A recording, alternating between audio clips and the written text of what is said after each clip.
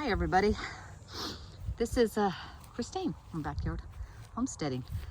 I know it's been a while since I did an update, but it was like I just came between, was I going to get something done or was I going to show what I was getting done? And I just didn't have time between the two homesteads because we were trying to get out of the other house. So we are full-time out at the new homestead now and we are loving it, but there's still lots and lots of work to do. Like, you know how it is once you live somewhere for a while, then you notice things that you didn't notice before you were living there, like areas that tend to flood when you get crazy rain. This was one of those areas. It was literally when we got weeks of rain, and I thought, I don't recall ever seeing that much rain in this part of Texas before. And I've been in Texas for a long time, but this literally turned into a pond, and the water just kind of gathered in that area, and it's running down from up there. Now there is a drain up in that back area. Up at the very top back here, there is a drain back there, and it runs down along over the side. But when it rained that much, it was just gushing down everywhere. And like I said, it couldn't drain anywhere fast enough. So it ended up pooling right in that area, and you can still see where it's like, it's dry now, but it's still really soft. So I had talked about when it had gathered some water during a hard rain, I said, oh, I probably need to put some kind of a drain in there and drain it off. Well, and then, you know, Texas heat came and rain didn't come and kind of forgot about it. But after this last rain, like I said, I knew something had to be done before it ends up getting up into the house or who knows what, or, you know, weakening the area underneath the house, and we just don't want water running underneath the house. What I'm doing, the pipe that you see in here is actually electrical pipe, and that's not staying in there. I'm just using that to make sure that my little line is kind of staying straight. And I'm gonna put, I'm calling it an apple drain. It's not gonna be name brand apple drain, but I'm gonna put a drain in there, and then I'm gonna attach a 4-inch drain pipe for like a French drain. And it's gonna run all the way down. So you'll see how far it's going.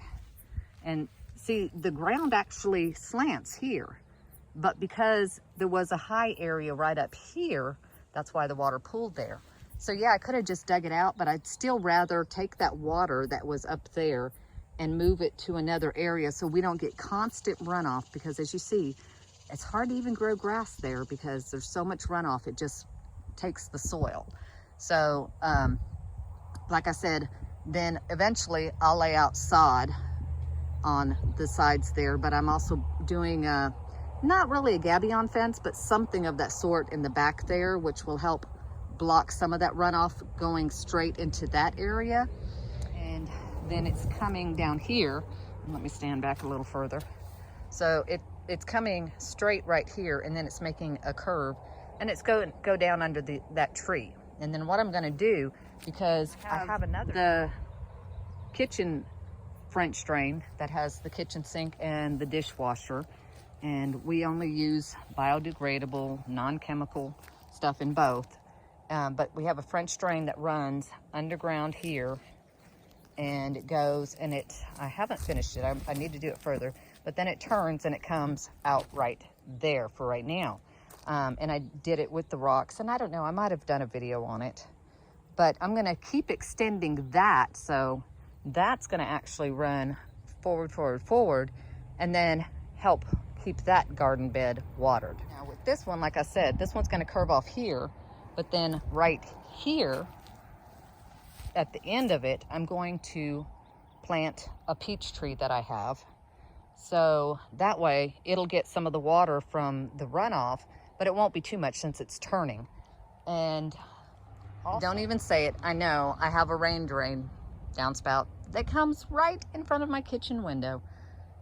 Really thought that one out good, didn't I? But I was kind of going by a distance in between, and it wasn't until I was looking out my kitchen window, all of a sudden I was like, wow, that was really brainy. So I might move that at some point, or I might just reroute the downspout. But for right now, it's just coming out right here, and so the rain doesn't run down straight off of the roof, it comes out here, and then because it slants that way, it runs down there.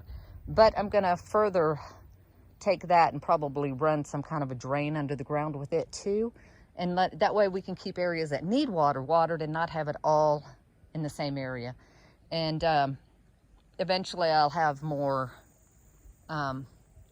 water tanks. And as you can see, digging in this yard, I always tell people, other people harvest vegetables and fruit. I harvest rocks. Rocks and rocks and rocks. So I'm putting these rocks to use. Any of the ones that are really flat, I'm using to build walkways, or I should say, I will be. So I'm kind of collecting them together. Others that aren't, I'm using them in the gabion fence. If you see over here, I used them to build a garden bed. And so we're just using them wherever we can for whatever we can, because we have an abundance of them. I mean, at some point someone came through, and I had said this in one of the older videos, someone came through and, you know, knocked down a bunch of cedars and gathered up a bunch of rocks and just kind of dropped them in some of the oddest places. Not sure why, but they did.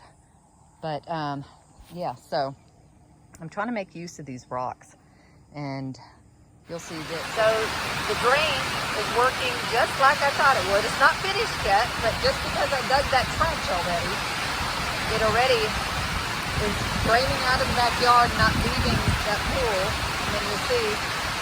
So once it's got that nice big pipe in there, and I'll direct it, because you see then it kind of starts going that way. But yeah, definitely. Works as designed.